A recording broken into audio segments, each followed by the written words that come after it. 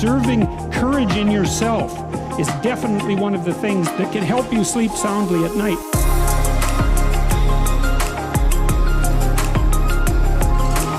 I've dealt with lots of people who have anxiety disorders, and one thing about people who have anxiety disorders is they are not mysterious to me. It's no problem for me to understand why people have anxiety disorders, or why they're depressed, or why they have substance use problems. The mystery to me is always why people don't have all of those things at once, because everybody has a reason to be anxious. In fact, we have the ultimate reason to be anxious because we know that we're vulnerable and we know that we're going to die. And how you cannot be anxious under those circumstances is a great mystery. It's a massive mystery. And the same thing applies with regards to depression. And then the same thing applies to some degree with regards to drug and alcohol abuse. As I said last week, there's plenty of reasons to drown your consciousness in alcohol, that's for sure. We could refer to the aforementioned anxiety and depression, not least. And the sorts of drugs that people are prone to take are chemicals that take the affective edge off the tragedy of life.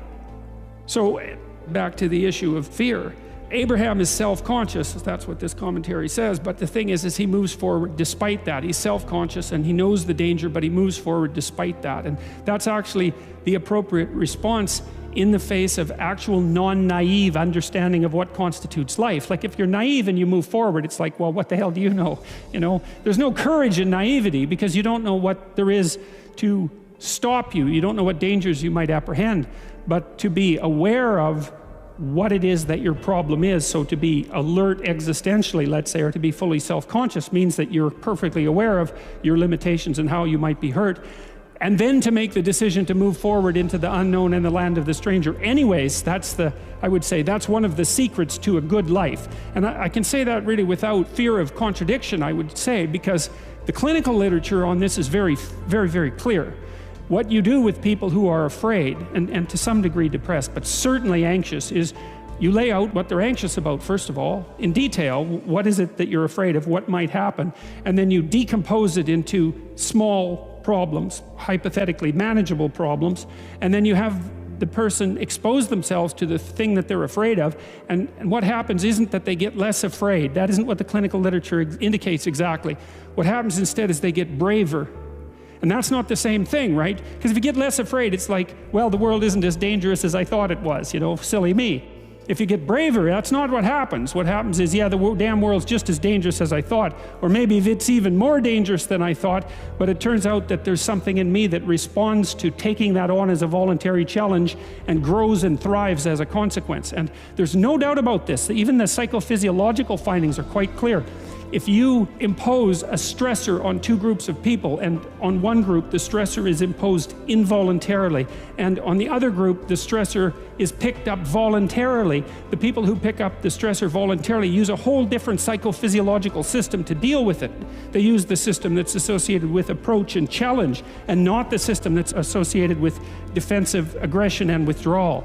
And the system that is associated with challenge is much more associated with positive emotion and much less associated with negative emotion. It's also much less hard on you because the defensive posturing system, the prey animal system, man, when that thing kicks in, it's all systems are go for you, The pedal's pushed down to the metal and the brakes are on. You're using future resources that you could be storing for future time right now in the present to ready yourself for emergency. So there's nothing simple or trivial at all about the idea of being called to move forthrightly forward into the strange and the unknown. And there's a real adventure that's associated with that, right? So that's an exciting thing, which is part of the reason why people travel.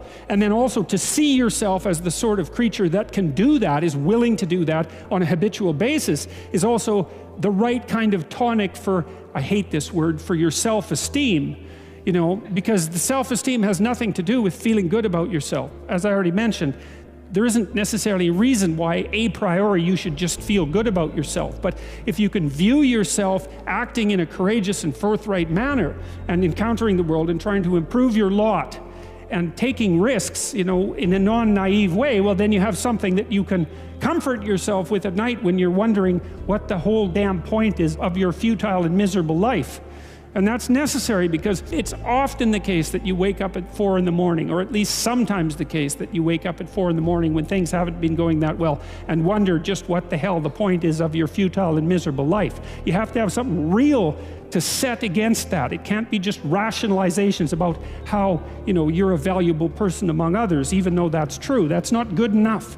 You need something that's more realistic to set against that. And observing courage in yourself is definitely one of the things that can help you sleep soundly at night when things are destabilized a little bit around you.